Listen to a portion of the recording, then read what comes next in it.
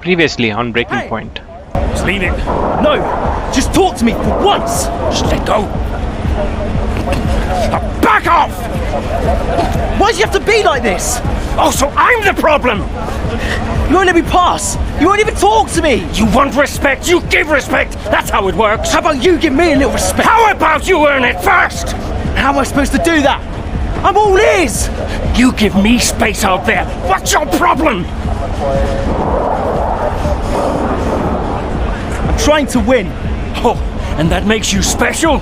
You're a nightmare, Casper. I'm fine. Well, you won't have to put up with me for much longer. What's that supposed to mean? I am sick and tired of all this. I'm done. You're what? I'm retiring. Wait. What? Casper! Casper!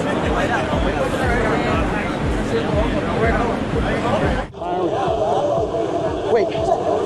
What? Casper! Casper!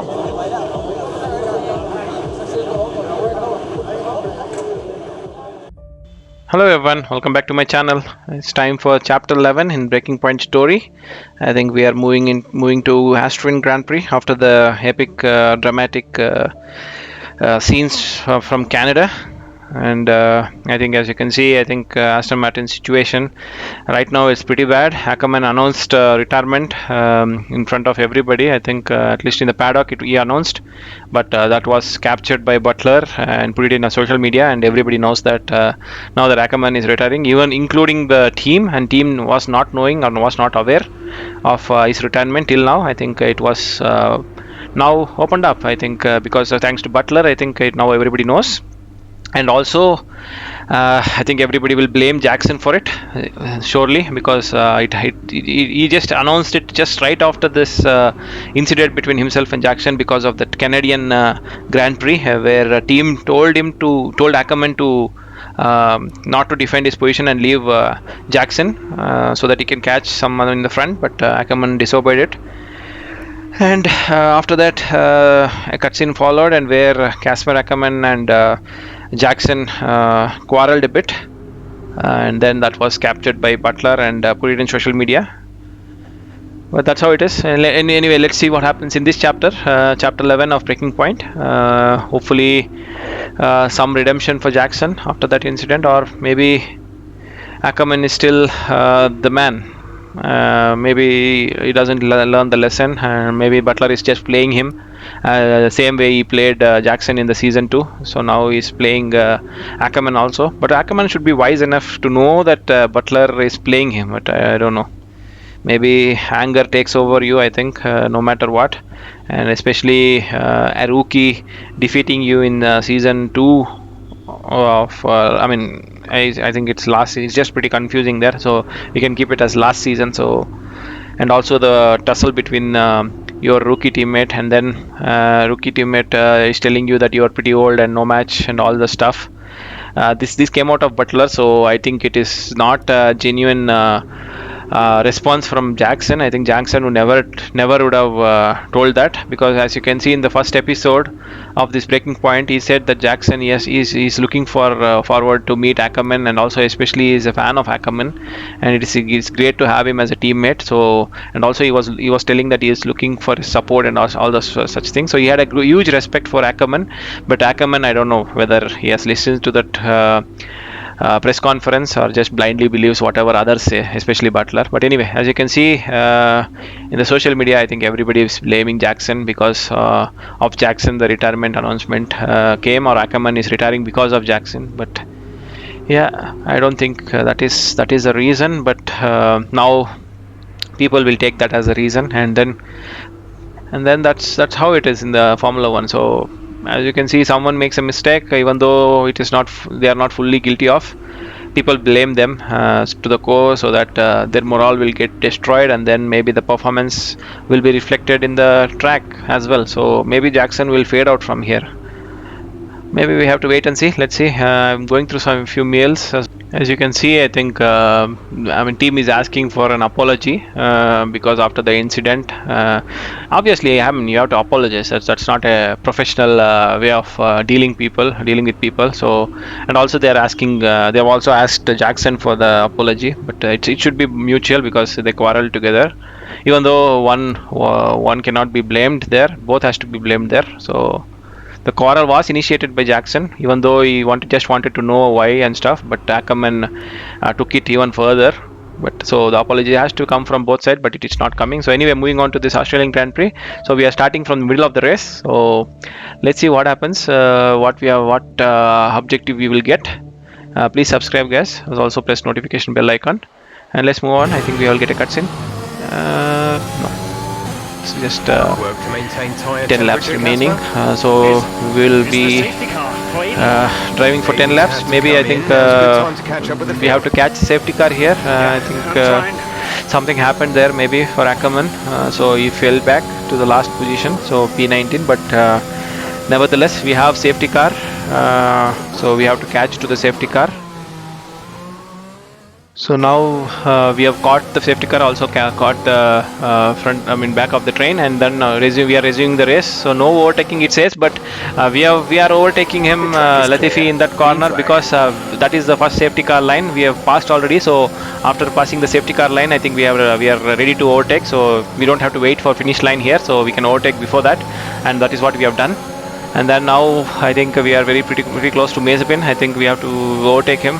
He doesn't have the fast car there, but P17 there. So I don't know till where I can go. I think I don't know. Mazepin didn't just dive bomb there, and I mean he hit us as well as I think Ocon. So maybe an aggressive move from Mazepin. But anyway, no harm done for us. I think no damage also, hopefully.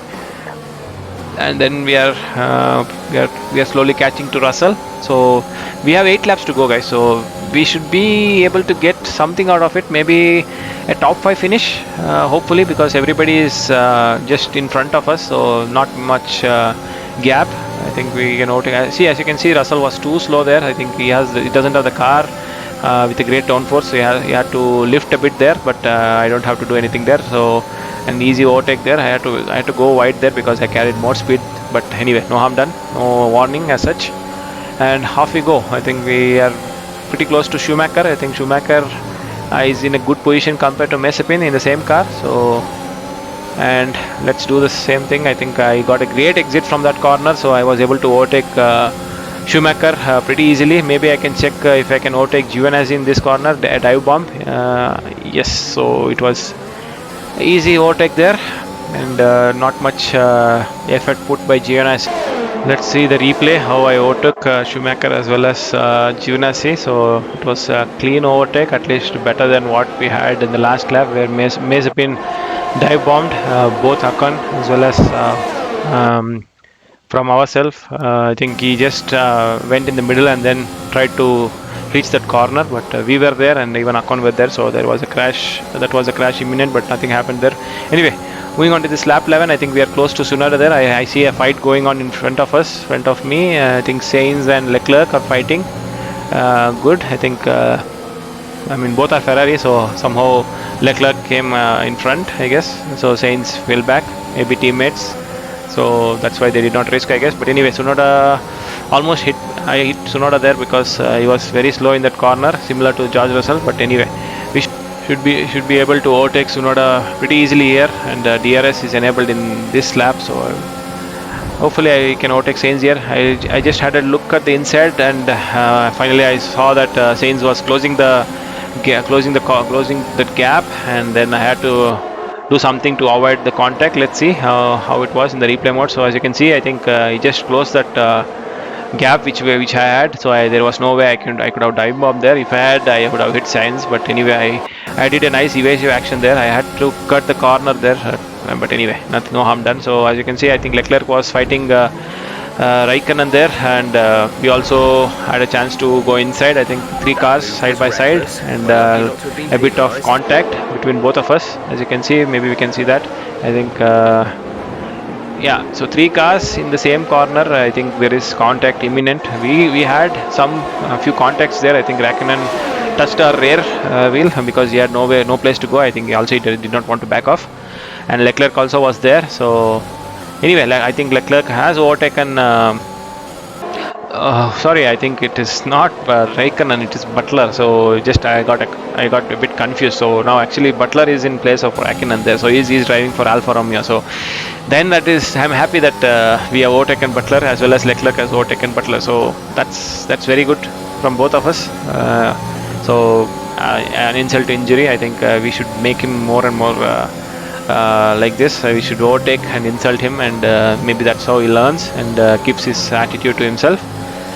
And moving on to this lap, I think we are already. We have already met the objective. The objective was to push for 10th and or above. So now we are pushing for above places. So we are already in 9th place. So we got one position compared to my objective. So I'm overtaking Alonso. So yeah, Alonso's I think it should be pretty easy because he's in a hard tire. So you'll have a lesser pace compared to my pace. So anyway, we overtook him very easily. So that's P8. I think we have a few more cars in front of us, and then after that I think we have a gap towards a Red Bull car. I think Verstappen is leading. I think Verstappen is leading from maybe Hamilton, and then Bottas. Considerable gap. I think 2 seconds difference is there between those 4 cars in front. I think even Perez is around 1.5 to 2 seconds behind Bottas, or maybe it's Hamilton. We have to wait and see, but I think after that I think there are 3 cars in front of us, Gasly, Ricciardo as well as Norris.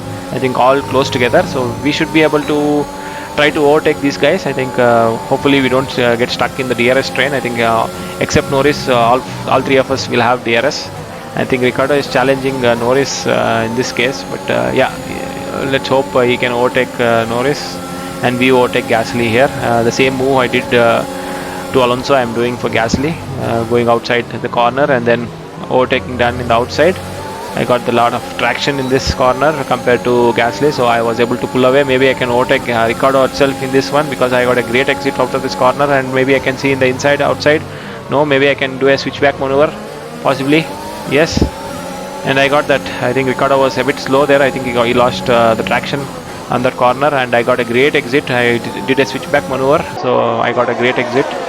Anyway, let's see how the overtaking was done. As you can see, I got a great exit from that corner, and Ricciardo also got a good exit, but mine was a bit better than his. So that's the reason I was able to overtake Ricciardo pretty much easily, and it was a nice overtake, especially the switchback maneuver. It feels great if you do it perfectly, and that was a perfect overtake. And then moving on to Norris, I think as you can see, Perez is too far ahead of us, so 4 seconds is difficult to catch, even though we have 4 laps to go. And Norris is struggling, maybe I don't know, maybe as a tire wear or something, because we came from back and also we stopped. We stopped, I think, before the safety car, and these guys just continued on. That's the reason maybe they are slower. And then I made a mistake there, went wide, and then Norris came back. Just I allowed him because I can get the DRS from this next section. I can still overtake him, no problem. And I should just have to get the great exit, which I did not get. I went over the curb, yellow sausage curb, so which hindered my progress there. But Norris doesn't have the DRS, so I'll go for the outside mode. Still is there. I think I just have to brake later than him, and then maybe hopefully I can go deep here. I think he got a great exit, but oh my god, he just touched I think, and then he spin out. Let's see what happened there. I mean, I don't know. I gave him enough room there. I mean, enough space there. As you can see, I just gave a lot of space, and he was also behind me. I mean, and I think he just wanted to take that corner, and I think he wanted to see that I'm not there. So he just hit me there. So it's his mistake, Norris' mistake. So, and he faced the consequence of losing his position to Ricciardo. So that's how it is. I mean, you have to be careful. And if not, that's what happens. Anyway, moving on to this, I think Perez is 3.7 seconds. Maybe can we catch him? I mean, I'm not sure whether we can catch him or not. We just have to wait and see. We have 2 more laps. Austria is a smaller track, so it's around 1 minute 5 seconds or 6 seconds only. So it's very short track, and 3.9 seconds is a huge gap to catch, because even though you're faster, maybe you're faster than him by maybe 2 or 3 cents. The lap is shorter, so by the time you catch him, I think we would have already finished the race. So maybe that's what will happen. I think I'm just asking for the race update, what others are doing, and I'm also checking maybe where is Ackerman. I don't know where is Ackerman. Maybe I would have overtaken him surely. Not sure. I don't see any green mark there, at least in the mini map. Maybe he's retired. I'm not sure. It could be something to do with the retirement. But let's wait and see what happens. And then moving on to this lap 16, I think Ricciardo is 1.1 second behind us, so out of DRS range, and there is no threat for us. Then, if we maintain this kind of pace, we should be able to come in 5th position, top 5. So as we predicted before, I think we predicted somewhere in the top 5. I think we are in the end of this top 5, so 5th position. So maybe we could have caught Perez if he was around 2 seconds in front of us, but 3 seconds is too much. So anyway, yeah, so Verstappen is pulling away as he did in real life, real Formula 1. See, in both the Austrian Grand Prix, Styrian as well as Austrian, both are same track, Red Bull Ring. Max Verstappen just pulled away from Mercedes, and Perez, yeah, it was 4th. I think this is the exact. We have 2 laps of fuel remaining. I think positions, top 4 positions, which we have seen in the real Grand Prix as well. I think Styrian Grand Prix, I believe. So where Verstappen won from Hamilton, and then Bottas came 3rd and Perez 4th. I think exactly same positions which we also getting in this Breaking Point storyline. And then moving on to this penultimate lap, I think we are just pulling away from Ricciardo. We have the pace to pull away from Ricciardo, but we don't have the pace to catch Perez. I think we have equal pace. I think Red Bull and not Red Bull, at least Perez and ourselves have equal pace. That's the reason we are not gaining any much, I think. But I think these few corners, I think I lost a lot of time there. Even for Ricciardo, I lost a lot of time. But anyway, moving on to this final lap, I think it should be pretty easy overtakes. I think Austrian Grand Prix is full of straights, so it's a fun track, especially if you are starting from behind. I think you can overtake a lot of cars if you have the pace. And then it's a fun track to drive, especially